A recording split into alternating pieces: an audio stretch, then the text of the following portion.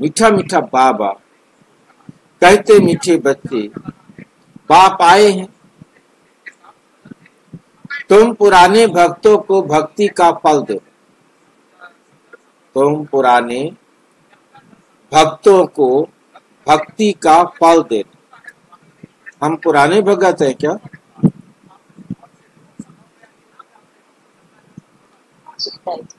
कैसे पता लगा?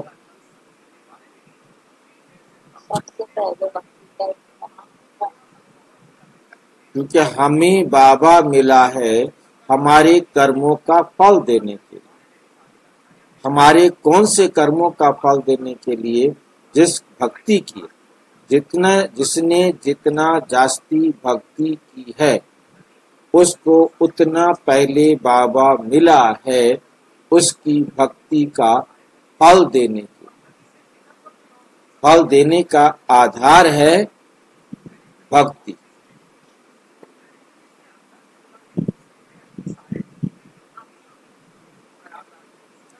बिना भक्ति के कोई भी बाबा से नहीं मिल सकता। जिसने कोई कहे कि मैंने तो इस जन्म में कोई भक्ति नहीं की, बिल्कुल नहीं की होगी, कोई बात नहीं, परंतु किसी जन्म में तो अवश्य किया, जिसके फल स्वरूप आप मिले। और जितना जिसने ज्यादा भक्ति की है उतना ही अच्छी तरह बाबा से मिल पाएगा, उतना ही अच्छी तरह बाबा के ज्ञान को समझ सके। भक्ति कम की है, आ तो गया है, परंतु ज्ञान उसको अच्छी तरह समझ में नहीं आया। ये भी उसकी भक्ति कम होने का आधार है। जिसको ज्ञान बहुत अच्छी तरह समझ में आ रहा है उसने उतना दिल से भक्ति की हुई है। जिसको कम समझ में आ रहा है उसने भक्ति कम की हुई है। भक्ति का फल है ज्ञान। आज तक हम समझते थे कि भक्ति का फल है हमारे को जो है ना नौकरी अच्छी मिल गई, परिवार अच्छा मिल गया, पति अच्छा मिल गया, कुछ भी जो भी सांसारिक साधन है, उन सांसारिक साधनों को कोई भी हो, चाहे वो व्यक्ति हो, चाहे वो वस्तु हो, चाहे कुछ भी हो, वो जो कुछ भी हमें मिला है वो हमारे पुरुषार्थ का ही फल, भक्ति का फल नहीं। भक्ति भी पुरुषार्थ है, परंतु भक्ति का फल संसार की कोई भी स्थूल वस्तु प्राप्त होना नहीं। संसार की कोई भी स्थूल वस्तु प्राप्त होना उसका आधार भक्ति नहीं।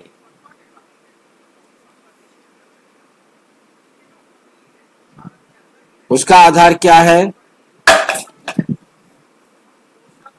संसार की स्थूल वस्तुएं प्राप्त होने का आधार क्या है?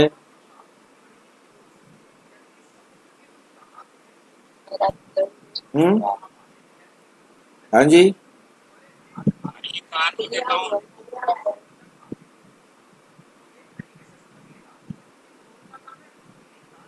संसार की स्थूल वस्तुएं प्राप्त करने का साधन आधार है हमारा संसार में आकर शरीर समझकर किया गया पुरुषार्थ।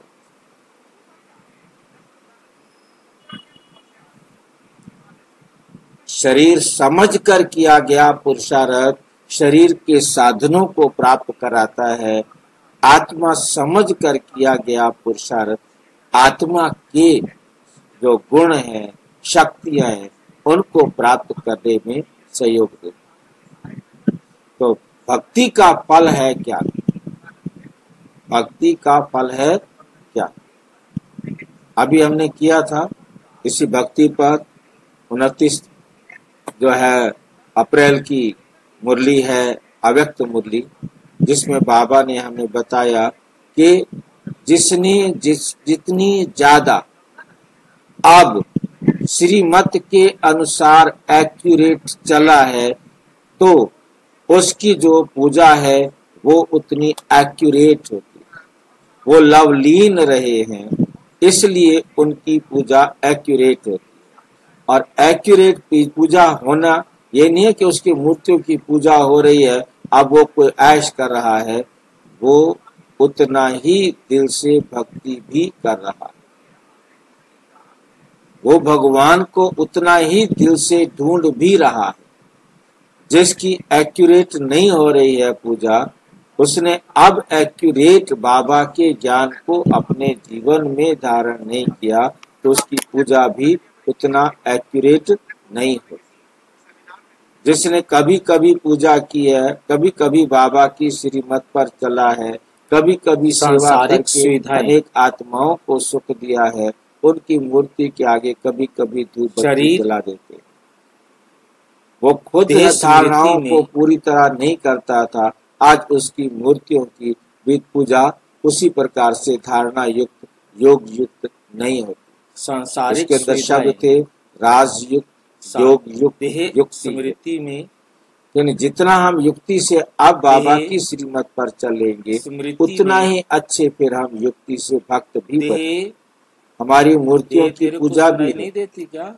क्योंकि जितना अब हम करेंगे वो हमारे पूरे कल्प के लिए नूद हो जाता। अब हमें जो मिल रहा है, सतयुग में जो मिलेगा, उसका आधार है हमारा रूहानी और जिस्मानी का आधार, जिस्मानी,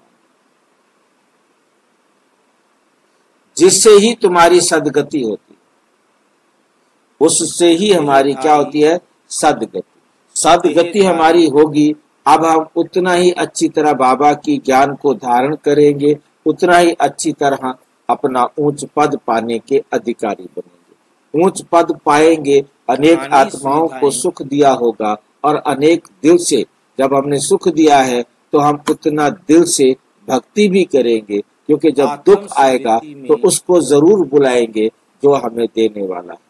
भगत अपने इष्ट देवों को बुलाएंगे और आप परम आत्मा की भक्ति करेंगे, परम आत्मा को बुलाएंगे। अब जो आपको जितना इष्ट देव आपकी पूजा करेंगे तो उतना आप उनको अब पालना भी देंगे। तो चारों सब्जेक्ट में अब कोई भी एक्सपर्ट बन रहा है, जितना एक्सपर्ट बन रहा है उतना फल मिलेगा, फिर उतना भक्ति करेगा, उतनी उसकी पूजा होगी, हर चीज का महत्व तो उसके लिए उतना ही रहेगा, हर बार रहेगा, एक बार नहीं हर बार रहेगा, हर कल्प वैसा का वैसा ही रहेगा।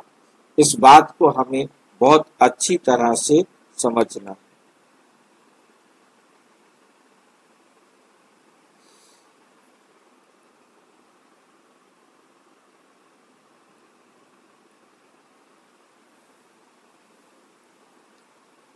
तो हमें समझ में आया, हमारे को जो ज्ञान जितना अच्छी तरह समझ में आ रहा है उसका आधार है हमारी भक्ति।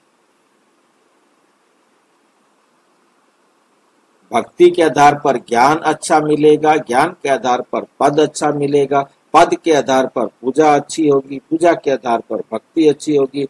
ये एक सर्कल अच्छा है तो पूरा सर्कल अच्छा चलेगा। यदि कहीं भी कमी है तो जरूर कहीं ना कहीं कमी सर्कल में आ रही है, और वो परमानेंट कमी। यदि उसको हम सुधार नहीं पा रहे हैं तो वो हमारे हाथ में नहीं है। ये बात हमें बहुत अच्छी तरह से समझना है।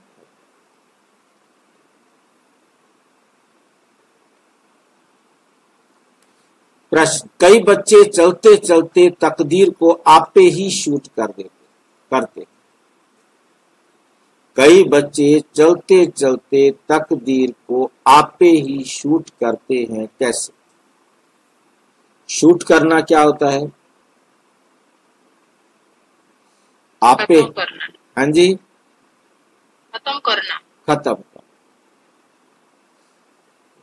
कई बच्चे अच्छे चलते चलते एकदम क्या होते हैं? पीछे हट जाते, अपने भाग्य बनाते बनाते, हाँ जी,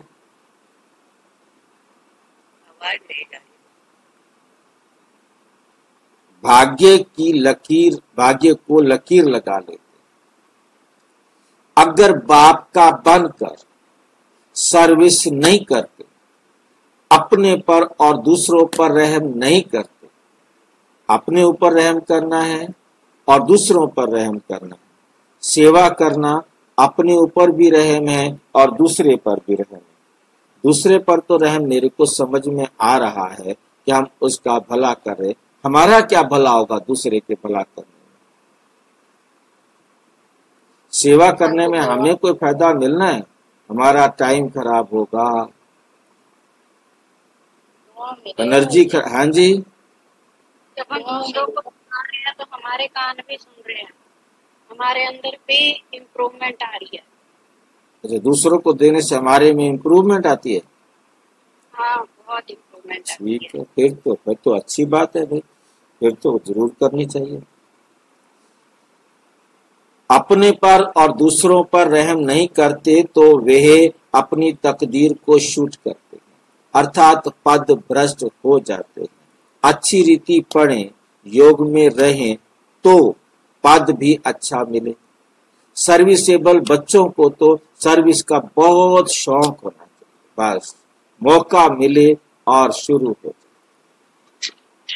भाई जी ओम शांति। ओम शांति।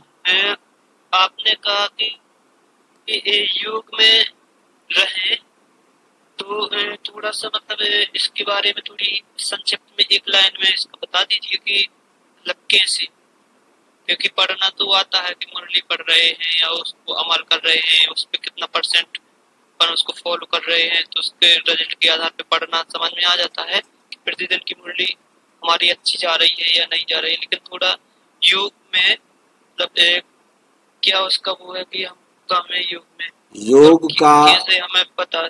हाँ, योग का बहुत सिंपल सा तरीका बाबा ने कहा, मेरी श्रीमत पर चलो। आपका देखना, उठना, बैठना, कुछ भी करना, सोचना, वो बाबा की श्रीमत के अनुसार है। 5 चीजें हैं। मेरा देखना बाबा की श्रीमत के अनुसार है, मेरा सुनना बाबा की श्रीमत के अनुसार है, जो बाबा ने मना किया है सुनने और देखने के लिए उसको मैंने देखना और सुनना नहीं है। सोचना मेरा बाबा की श्रीमत के अनुसार है, जो बाबा ने सोचने के लिए कहा है वही मुझे सोचना है, जो बाबा ने मुझे सोचने के लिए मना किया है वो मुझे सोचना ही नहीं है। ये 3 काम आप कर लेंगे तो अगले 2 काम आपके ऑटोमेटिक होंगे, क्योंकि बोलेंगे आप वही जो आप सोच रहे हो, जो सुन रहे हो, करोगे आप वही जो आप सुन रहे हो, जो सोच रहे हो। आपने 3 चीजों पर विशेष अटेंशन देना है, सुनना बाबा को, देखना बाबा की श्रीमत के अनुसार और करना सोचना बाबा की श्रीमत के अनुसार। हर टाइम जो कुछ भी आप सोच रहे हो उसको पूछ लो अपने आप से, क्या ये बाबा की श्रीमत के अनुसार है? नहीं है तो बाबा की श्रीमत पर लाना है हमें, हमने बाबा की श्रीमत के अनुसार सोचना है। बस ये याद है, आपको कुछ सोचना ही नहीं पड़ेगा। याद के लिए कुछ भी सोचने के, आप अच्छी तरह जांच सकते हैं कि मैं बाबा की श्रीमत पर नहीं सोच रहा हूँ, मैं बाबा की याद में नहीं। जब मैं अपनी पारिवारिक समस्याओं का समाधान करूं तो बाबा की श्रीमत के अनुसार, अपनी समस्याओं का समाधान करूं बाबा की श्रीमत के अनुसार, जो कुछ भी मैं करूं क्या वो बाबा की श्रीमत के अनुसार है? बस कुछ ये बैठ करके बाबा बाबा गीत सुनना, ये वेस्टेज ऑफ टाइम, ये वेस्टेज ऑफ टाइम है, ये भक्ति है।